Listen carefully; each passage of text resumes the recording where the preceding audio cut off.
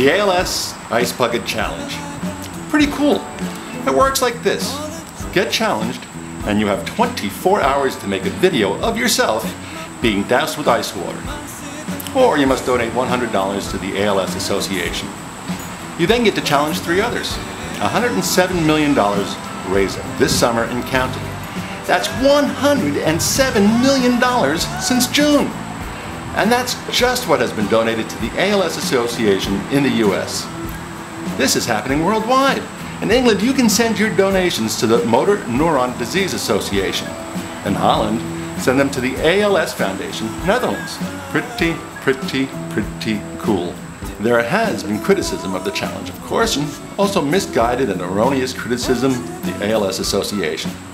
Rest assured that the ALS Association is a quality charity and a good place to send your money. Check them out at alsa.org for yourself, and you can donate right there. They make it easy. Now, it's not just money that this challenge has raised, but also awareness of the disease itself. Think of all the millions of conversations about ALS that have been started worldwide because of this bucket of ice water. With awareness comes knowledge, as we all Google ALS and learn not just what the afflicted must deal with, but also what their families, their caregivers deal with on a daily basis. Millions of people worldwide learning about ALS just because of a bucket of water. Pretty cool. The world mostly became aware of ALS when Lou Gehrig made his famous speech. I mostly became aware of ALS when my friend, Glenn Collins, was diagnosed a couple of decades ago now. Knowledge was slower and harder to acquire back then. Couldn't Google. The net wasn't what it is today. You had to hit the library, open some books. Am I understanding? Well, that grew slowly as well, but that's the hardest bit, isn't it? Understanding? With this challenge, though, and all those millions of conversations, I think the world is now beginning to understand ALS just a little better, and that perhaps is the best legacy of this challenge. Understanding. Well, $107 million ain't bad either. I have been challenged by my friend Mick. I have accepted said same challenge, but have missed the 24-hour window, so ALSA gets one more check and I get wet anyway. So here goes, Glenn. This is for you, and it is my honor, believe me. I think of what you have gone through. I think of your mom, your wife, your family, your kids, and all of your friends worldwide who give you such great love and support, and I begin to understand what Mr. Gehrig meant when he said, "I consider myself the luckiest man on the face of the earth. And I might have been given a bad break, but I have an awful lot to live for." I think he was wrong about one thing, however. Considering your family, Glenn, the best he could hope for was second luckiest. Now, some of the criticism of this challenge has been that the videos have not treated this with the seriousness that such a debilitating disease deserves. People are making them just to get some laughs on Facebook. It seems just way too many people are having fun. Take my friend Mick, who challenged me, for instance.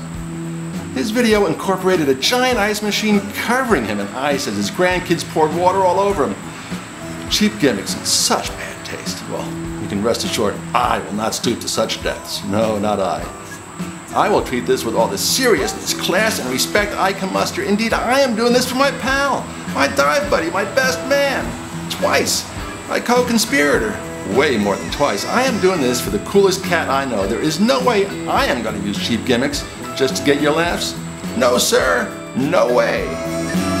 Sir, no way.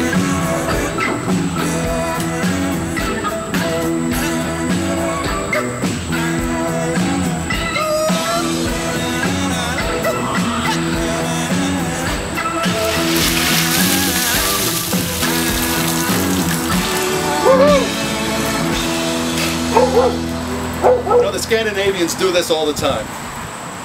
They go from a hot sauna to a very cold ice plunge. They claim it's good for your heart. Good for your heart. I know this good-hearted guy who pretty much spends his day doing good things for other people. He and his wife have helped so many people in so many ways. In fact, he has given so much of his heart to others, he had to go out and get a new one a couple of years ago. Well, try to find 3 of them. Well, if it's true that this is good for the heart, then I gotta nominate you, Bob Zoller. But just to be safe, don't take the Scandinavian's word for it. Check with your doc. If he gives you a note, you can have your wife fill in for you. Just make sure there's a lot of extra ice. Always a pleasure to you. Next up is the person I have probably embarrassed the most just now. And it's going to get worse, Rudy. I nominate you, my son, and your wife Lucy as a couple. Do it together. Then you both get to nominate 3 more. And Lucy, you can send it home to England. Now last but certainly not least, and it's going to be a tough one, I know, a tough one to do, but it'll be worth it, I think. On the ALSA website, I've been watching a lot of videos of those afflicted with ALS taking the challenge themselves. My favorite one is where after the man's wife lifts him out of his power chair to place him on a seat a bit more suited for ice water, his young son jumps on the power chair and takes off. And yes, Glenn, I do have the balls to nominate you. But this was ice water. Now might not be the best time to prove it, so I'll give you the same out I gave Bob. You can substitute your wife. Just add ice. Love you too, Stace. Alright guys, you have 24 hours. Get to it and have fun.